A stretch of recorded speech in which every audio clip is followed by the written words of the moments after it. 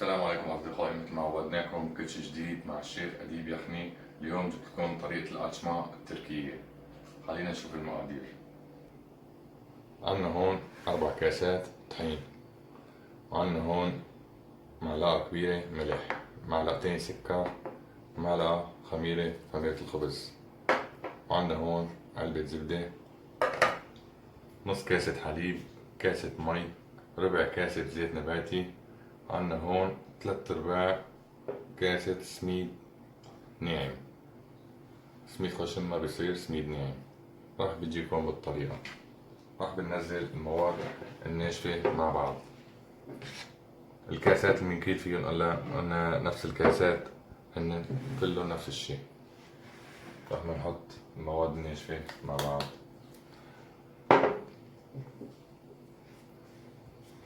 طريقة سهلة هي الطريقة عشان طلاب المدارس إن شاء الله مفتوح المدارس.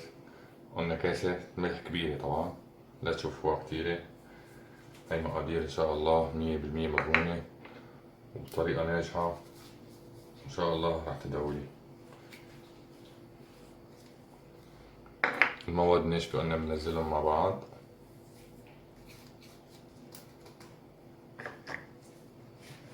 راح نخلط المواد الناشفة. المعلقة، هاي المعلقة ملح، والسكر معلقتين، ومعلقة الخميرة هي نفسها. أي معلقة موجودة عندكم بالبيت وأي كاسة موجودة عندكم بالبيت نفس الكاسة اللي بتكيلوا فيها ونفس المعلقة اللي بتحطوا فيها تكون نفسها، ما تغيروا أي شي. خلطنا هلا المواد الناشفة مع بعض. راح بننزل أول شي الزيت. قلنا ربع كاسة زيت نباتي، زيت مازولا بصير.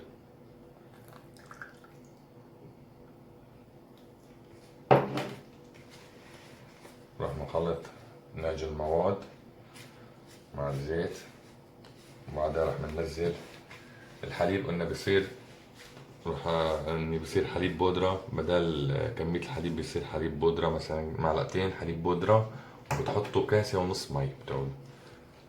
يعني ما لنا متعطلين على الحليب، فيكم تحطوا كاسة ونص مي بصير بلا الحليب. طبعا هون المحلات ما بيحطوا لها حليب، بس هي طريقة منزلية ان شاء الله تنال اعجاب الجميع. راح بننزل هلا الحليب. بننزل الحليب بنعجن.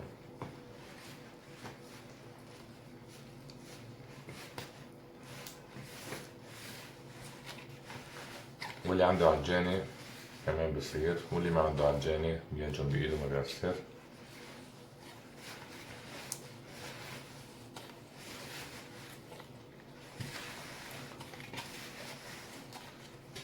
بجيب لكم طرق طبعا خلطات تركية بإذن الله مضمونة 100%،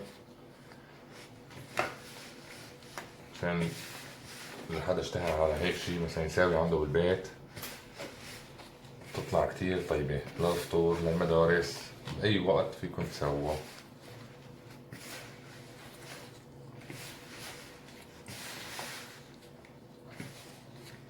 شايفين لسه بدها مي. حطينا الحليب، لسه بنحط لها ميتين.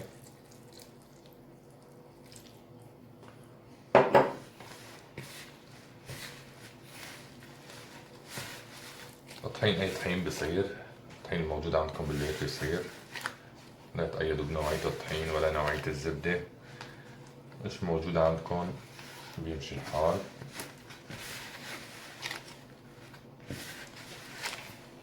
ولا تنسونا من تعليقكم الحلو واعجابكم بالقناة عشان يوصلكم كل جديد باشتراك اهم شي، وانا بوجودكم مستمر.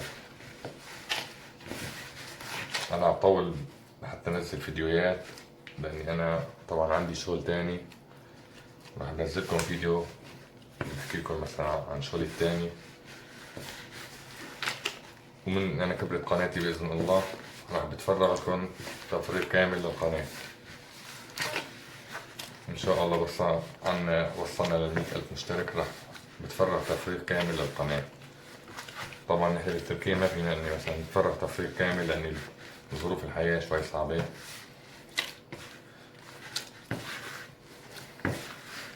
شايفين كيف بلش يصطاد معي قوام. ماسك.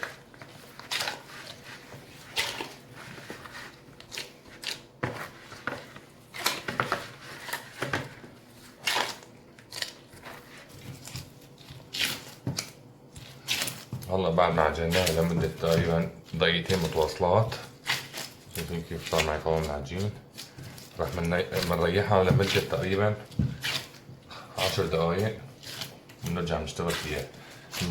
مطلوب مننا بكل عجينة بنشتغل فيها بالنسبة للعجين والمواد العجين، أي شيء مثلا معجنات وقت نشتغل فيه لازم نريحه. بعد كل مرحلة راح نريح، يعني لازم المفروض إن الواحد يريحه عشان يقدر يتحكم بالعجين.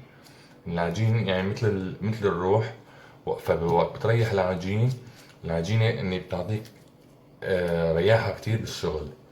راح نريحها لمدة 10 دقايق ونرجع نشتغل فيها. أهلا وسهلا فيكم. هلا بعد ما ريحناها لمدة 10 دقايق راح نقطعها ل10 قطع. ندور مع الغرمة هاي.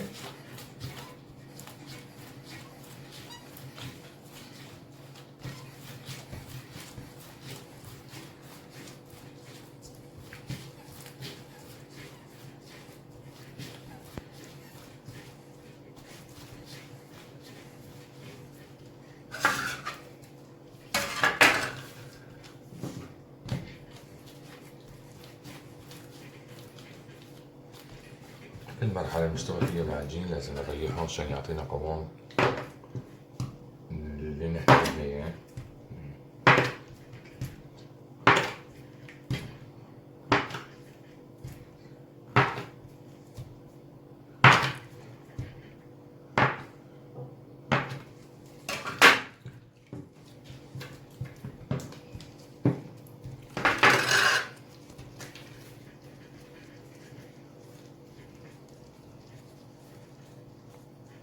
مبنية كبيرة كتير.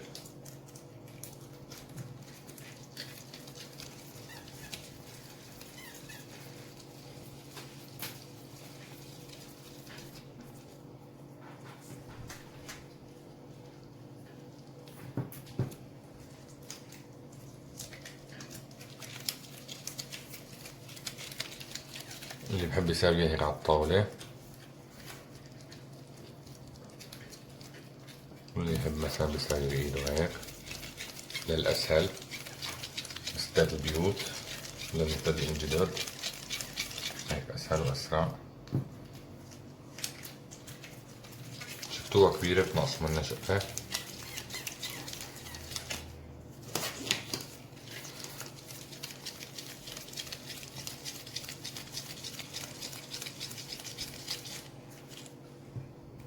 تقريبا حجم واحد.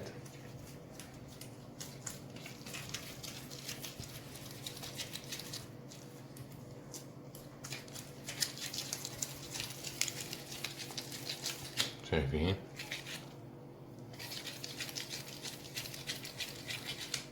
بعمل ايدي هيك. راح نخلص هون برجع لكم. أصدقائي صارت العجينة جاهزة، راح نحشيها زبدة.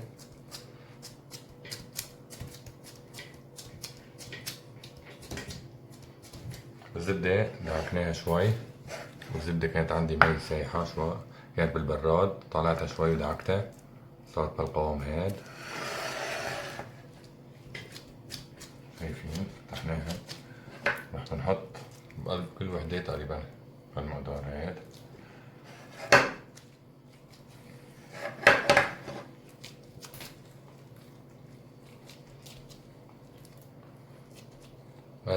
يعني المقدار حسب الرغبة، ما بكتر ولا بقلل عشان تطلع معي طرية. الزبدة سر الزبدة مع العجين عشان يعطيها طراوة. هي كل القصة.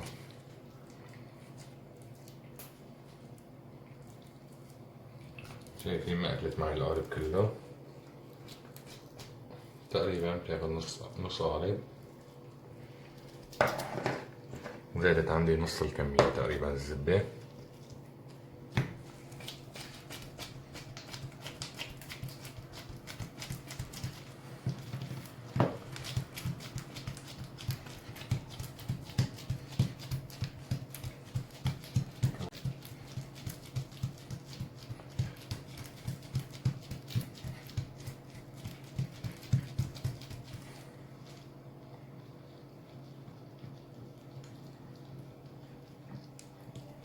عم نلفها هلا بشكل رول.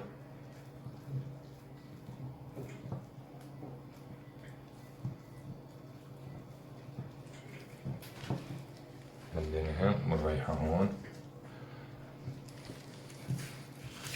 لو تنزل على الطاولة الزبدة ما بيأثر.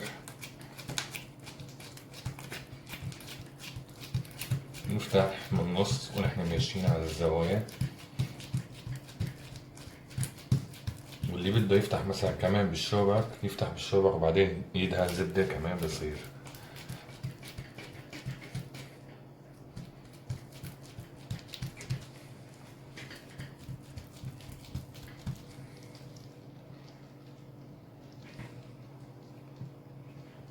شايفين؟ بشد فيها، بلفها وبشد فيها لجوا.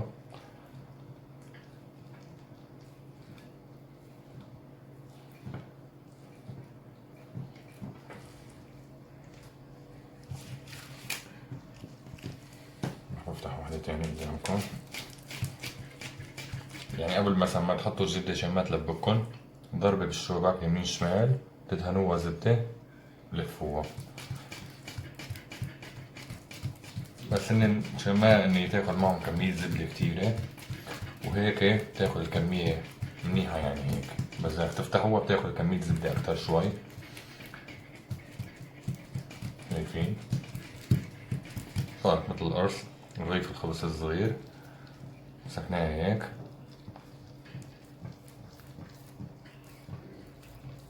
لفيناها هاللفة مثل الرول. هاي قطعة كمان. هلا حشينا 5 زبدة تقريبا، ورح نحشي 5 تانيين شوكولا. شوكولا حبيبات، أي نوع شوكولا بصير. نفتحها أكتر شوي. كمية اللي بدكن إياها بتحطوها حسب الرغبة.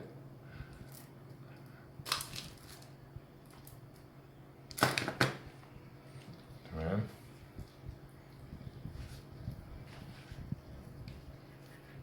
5 زبدة قلنا، 5 شوكولا. فيكن تحشوهم زيتون، فيكن الموجود عندكم زبيب، أي شغلة مثلا موجودة عندكم بتحطوها. بفتح واحدة تانية.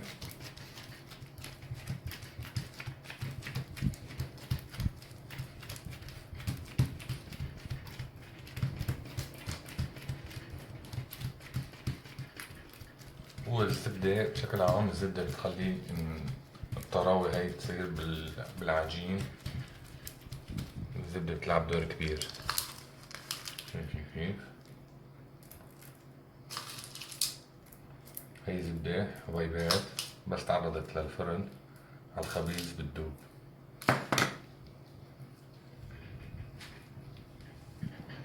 نفس الطريقة بتلبكوا منها يعني.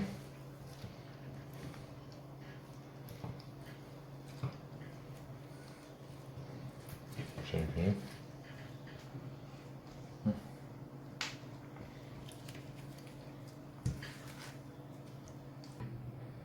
هلا بعد ما خلصنا دهن الزبدة وحشو الشوكولا، رح نريحهم تقريبا مدة ربع ساعة مشان يعطونا المطة المطلوبة. هي أهم مرحلة في الأشمة. الأشمة هي عبارة عن اللي بسوريا فيكن تسوى كمان، يعني مو بس هي خاصة للي بتركيا، اللي بسوريا فيكن تسوى لأن المواد موجودة بسوريا. عبارة عن طحين وزبدة وسميد ناعم، يعني مواد موجودة بكل بلد. رح نريحهم. سر النجاح اني بهالمرحلة هاي رح نريحهم لمدة ربع ساعة، بعدين رح نشتغل فيهم المرحلة تقريبا النهائية. اهلا وسهلا فيكم اصدقائي. بعد ما ريحناهم لمدة ربع ساعة بنجيب القطعة هيك، بنمدح، نحاول نرققها قد ممكن. نرققها.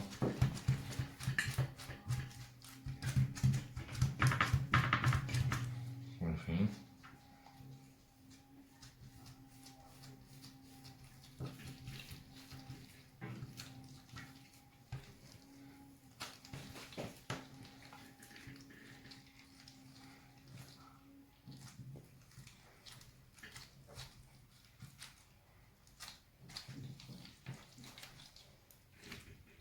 شايفين؟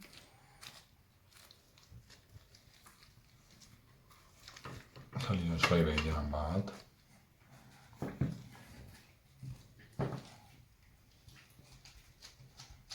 هي كل ما تحت أكتر كل ما بتمط معكم أكتر.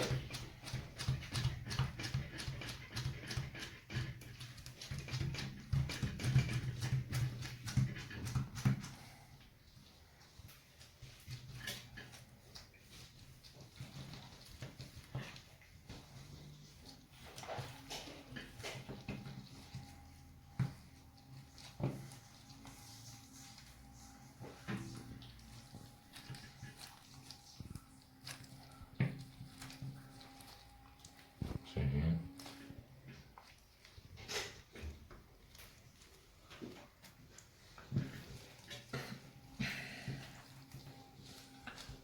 العجين كل ما ريحناه أكتر مثل ما قلت لكم كل ما بيعطيكم سهولة بالعمل وبتاخدوا نتيجة مضمونة.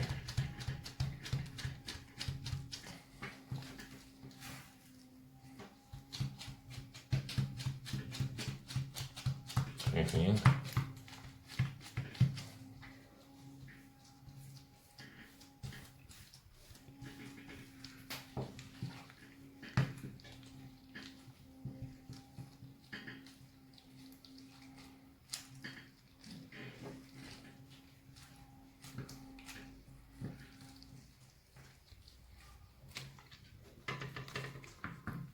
الشكل اللي بدكم اياه انا بفضل هذا الشكل، بيكون تشكلوه جدايد، بيكون شو ما بدكم تشكلوه، انا بفضل هذا الشكل، هذا الشكل الاساسي لإلهم.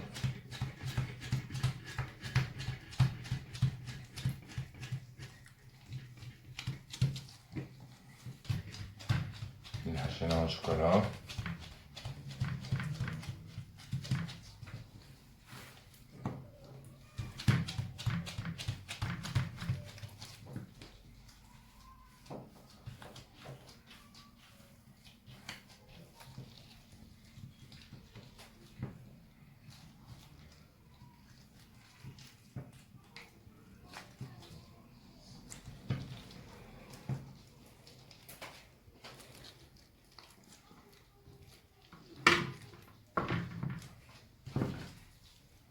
ولا أسهل من هيك، أخاف منها يعني الشغلة كتير بسيط.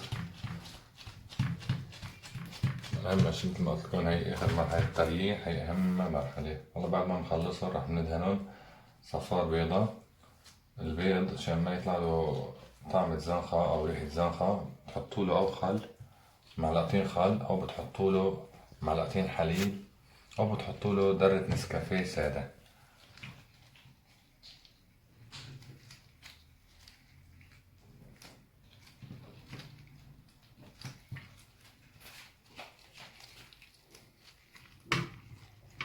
شايفين؟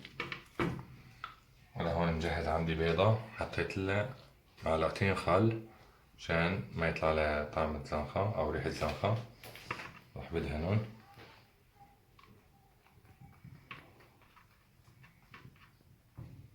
تمام. راح ندخلهم على الفرن بدرجة حرارة 150 درجة، وبنقلب الصواني على الخبيز بيبين معكم، من أخدوا لون بيبين معكم. طريقة سهلة وناجحة بإذن الله. هلا بتشوفوا بعد الخبيز كيف راح يصيروا.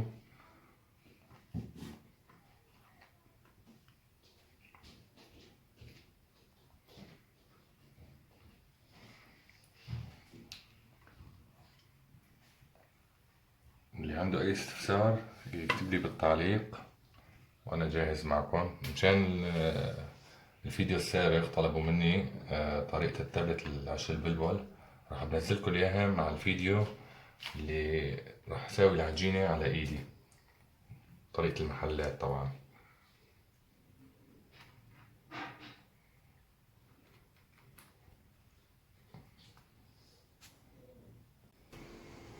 أصدقائي هلا طلعناهم من الفرن، هاي الشكل النهائي للأتشمة. راح نطبقهم هلا بالجاد للتقديم. أهلا وسهلا فيكم. هاي شايفين، هاي الأتشمة حتى ما بيلزقوا معي. لو لزقوا اني شي بسيط تعمل لي متملك خالص.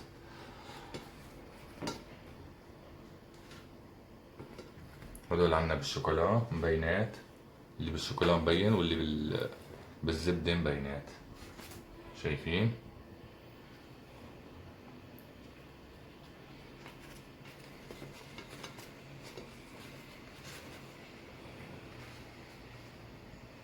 شايفين كيف؟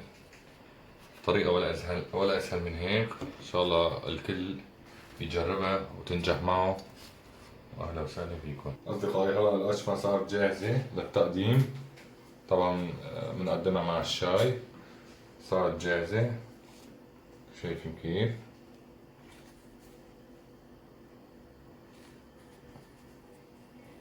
قلبة ولا أروع من هيك، مثل السفنج. وهاي اللي بالشوكولا سخنة كتير. شايفين؟ إن شاء الله تنال إعجاب الجميع وأهلا وسهلا فيكم. شرفتوني. معكم الشيف أديب بكل جديد إن شاء الله. راح بكون معكم بالفيديوهات الجاية. ولا تنسونا من الاشتراك بالقناة وتفعيل زر الجرس عشان يوصلكم كل جديد. وأهم شيء تعملوا لنا لايك وتعليق حلو مثل حكايتكم. وأهلا وسهلا فيكم والسلام عليكم ورحمة الله.